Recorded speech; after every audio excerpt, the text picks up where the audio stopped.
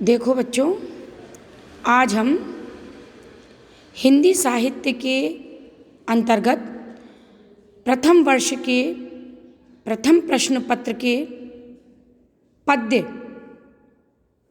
विभाग से संबंधित काव्य किरण पुस्तक के पाठ कबीरदास की व्याख्या की चर्चा करेंगे। कबीरदास के विषय में यद्यपि आप जानते होंगे, फिर भी मैं आपको कुछ उनके विषय में पहले बताती हूँ। कबीर जो है हिंदी साहित्य के भक्तिकालीन समय के कवि हैं और भक्तिकालीन कवि में से दो शाखा यानी ज्ञानाश्रयी शाखा और प्रेमाश्रयी शाखा में से ज्ञानाश्रयी शाखा के प्रमुख कवि होने के कारण हिंदी साहित्य में अपना विशिष्ट स्थान रखते हैं। हिंदी के बहुत पुराने कवियों की भांति उनका भी जीवन वृत्त एक प्रकार से अंधकार में है। जनश्रुति के अनुसार उनका जन्म जो है स्वामी रामानंद जी के आशीर्वाद के फलस्वरूप एक विधवा ब्राह्मणी के गर्भ से हुआ, ऐसा माना जाता है। और उन्होंने लोक लज्जा के कारण, उस ब्राह्मणी ने, उनकी माता ने लोक लज्जा के कारण इन्हें लहर तारा नाम के किसी तालाब में छोड़ दिया। सुयोग से उसी मार्ग से जाने वाले नीरू और नीमा नामक दंपत्ति ने इस सुंदर बालक को देख करके उठा लिया और इसका लालन पोषण किया। कालांतर में यही बालक जो है वो महात्मा कबीर के नाम से विख्यात हुआ। इनका जन्म 1455 यानी 1398 ईस्वी में माना जाता है और कबीर के गुरु जो है रामानंद जी थे। कुछ लोग उन्हें प्रसिद्ध सूफी फकीर का शिष्य भी बतलाते हैं, लेकिन कबीर को राम नाम की जो दीक्षा थी वो रामानंद जी से ही प्राप्त हुई। अब हम आगे चलते हैं। इस प्रस्तुत काव्यांश में दो भाग हैं। यद्यपि कबीर की जो रचनाएं हैं, प्रमुख रचनाएं, वो साखी शबद रमैनी के नाम से प्रसिद्ध हैं। ये आपको अच्छी तरीके से मालूम होना चाहिए। और जो काव्यांश हम पढ़ेंगे उसके दो भाग हैं। प्रथम भाग में कबीर की 20 साखियाँ हैं जो सुमिरण को अंग शीर्षक से हैं।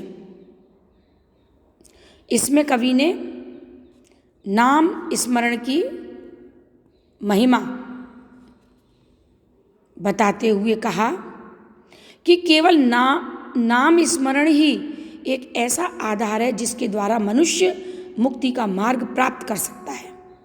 उन्होंने कहा कि राम अर्थात परमात्मा का नाम स्मरण करते ही कल्याण हो सकता है। कबीर का कहना है कि ईश्वर का नाम ही समस्त तत्वों का सार है जो तीनों लोकों में सर्वश्रेष्ठ है। इसी के आधार पर अब हम व्याख्या करते हैं। अब व्याख्या के अंतर्गत देखिए, आपको सबसे पहले प्रसंग लिखना है और प्रसंग के अंतर्गत पुस्तक का नाम, कवि का नाम, उसकी रचना का नाम और जो व्याख्या आपको करनी है उस व्याख्या की भूमिका बनाते हुए उसके विषय में कुछ जानकारी देते हुए क्रमशः हमें आगे व्याख्या करने के लिए बढ़ना होता है।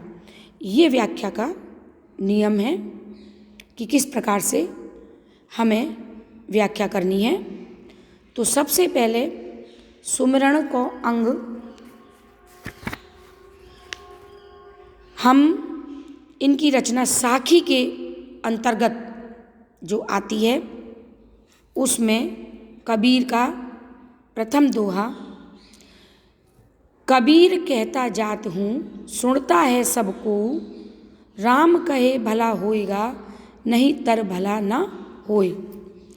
यानी कबीरदास का कहना है कि कबीर हमेशा से कहते जाते हैं, कह रहे हैं, यही उनका मानना है, यही उनका कहना है, यही उनका संदेश है, जो सुनता है सब कोई।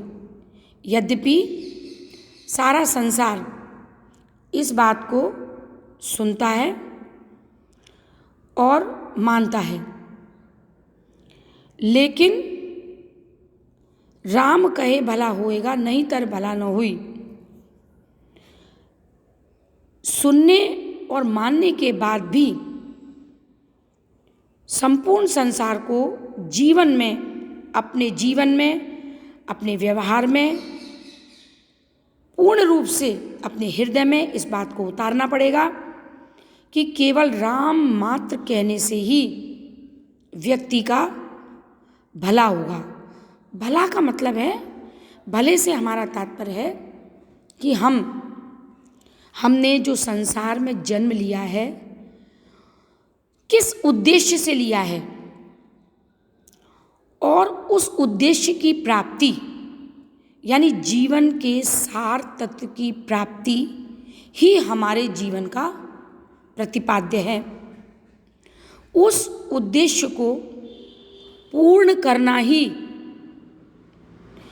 हमारे जीवन की सबसे बड़ी भलाई होगी, और यदि हम ऐसा नहीं करते तो नहीं तर भला ना होई, तो हमारा भला हो ही नहीं सकता। यानी हम अपने जीवन में कभी भी उस मंजिल को प्राप्त नहीं कर सकते जिसके लिए हमने इस संसार में जन्म लिया है। वो मंजिल, वो उद्देश्य, वो सार तत्व हमें कभी भी प्राप्त नहीं हो पाएगा।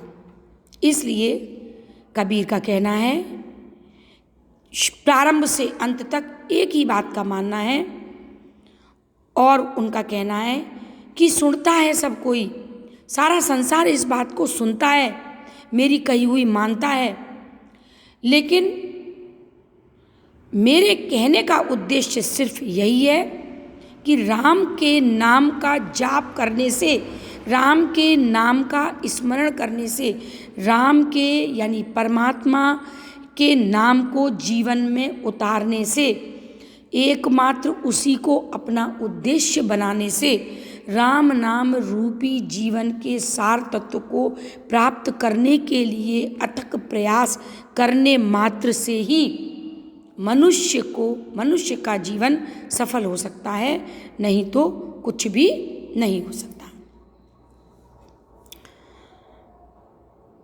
कबीर कहे मैं कथि गया ब्रह्म महेश, राम नाम सतसार है सब काहू उपदेश।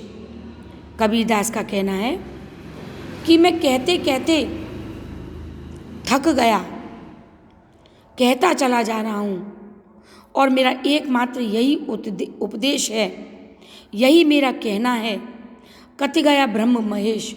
और मैंने ही नहीं, साक्षात ब्रह्मा ने, महेश ने यानी शिव जी ने भी इसी बात की ओर इंगित किया है, यही सार दिया है, यही उपदेश दिया है अपनी तपस्या के माध्यम से कि राम नाम सत सार है।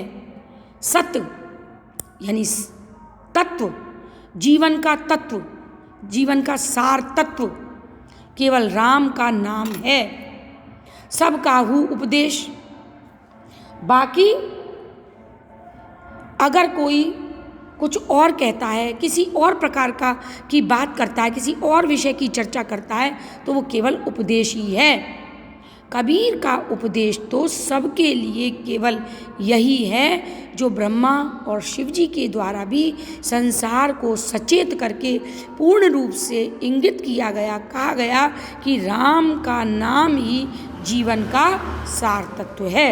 इसलिए हे संसार के मनुष्यों, तुम राम नाम का ही जाप करो, राम नाम का ही स्मरण करो, चूँकि यही जीवन के सार तत्व को प्राप्त करने के लिए ही हमारा वास्तव में जन्म हुआ है, और जन्म के उद्देश्य को, जीवन लेने के एकमात्र उद्देश्य को प्राप्त करना ही हमारे जीवन का सार तत्व है। आज बस इतना ही। कल आगे, इसके आगे हम पढ़ेंगे और व्याख्या करेंगे।